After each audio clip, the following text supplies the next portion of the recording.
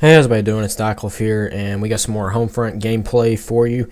And this was going to be episode 4 of Homefront for the Win. If you don't know, Homefront for the Win is basically just me going for the win, whatnot. And I actually have a friend in here with me, and it's not Triple this time, it's Mr. Glass. And this is not really possible without him, so I'd like to thank him first off for this. And my continuation of Homefront for the Win. If you don't know, we're playing on Lowlands, and I'm using the PWS Diablo. I don't know exactly what PWS means. I'll look it up later. I'd really like to find out because it's one of my favorite guns, and I know that some people would prefer the Vector, and I'm going to get to that later about submachine gun play.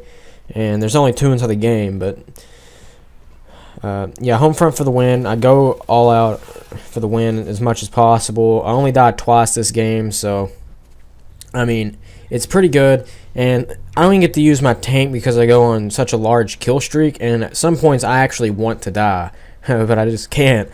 So I might as well go and get into submachine gun talk.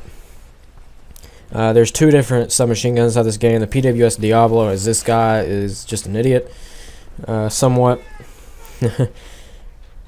Yeah, I don't really like people that play the objective. Alright, let me just stop myself right there before I finish this. I don't like people that don't play the objective. He was just sitting up there, trying to build up battle points, and I guess eventually that could play over. But you might as well cap flags. I mean, you get just as many battle points doing that. But I'm going to go ahead and talk about submachine guns.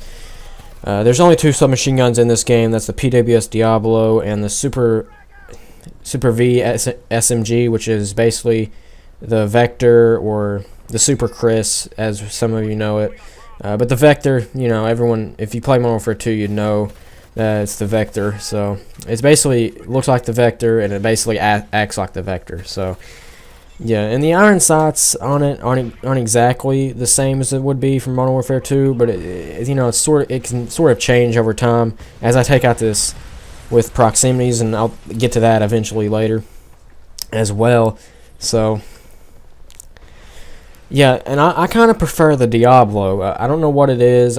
It seems like I kill more people with it, or kill more efficiently with it. And I've tried my hand at silencers, but silencers just never work for me for whatever reason. Like, I know like it's good to stay off the map, but you know, I think it takes way too long to kill somebody. I don't know if it's just my connection or my hit detection. That sort of rhymes in a way. I guess anything that ends with ION can rhyme, correct? So yeah, I'm not really a poet, but I can be at sometimes. Yeah, but I kind of prefer the Diablo over the Vector, even though that both of them serve me well. And especially with the perks, tactical reload, whatever the faster ADS perk is, and straight from the hip is what I love to use. Steady aim might actually benefit me more, but you know, I like to use straight from the hip, and you know, just fire straight from the hip. And if you don't know what steady aim is, it isn't like steady aim inside of like any other Call of Duty game, or you know, straight from the hip and steady aim sound very close alike. As I get that guy C4, they sound very close alike, but steady aim is actually, whenever you're ADS'd, there's less sway on your reticle.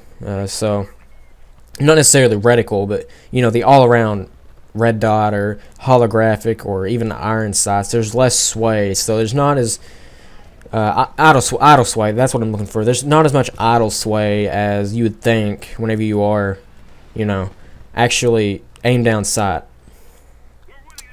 And again, I'm going to get into another discussion. Like, that was a long discussion on submachine guns, but now I'm going to sort of like compare submachine guns to assault rifles.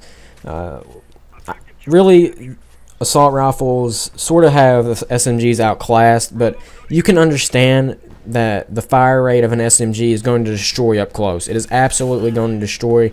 They made it so that every single weapon has its role in this game, and that's not a lie.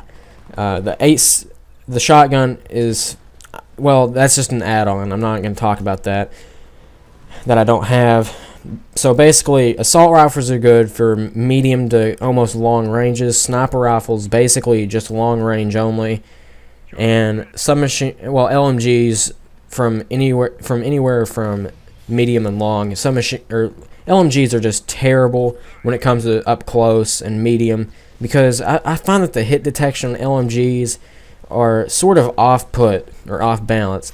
It's just not getting it done for me as much. So I mean, I don't know what that trophy is over the hill. I might have to look that up as well.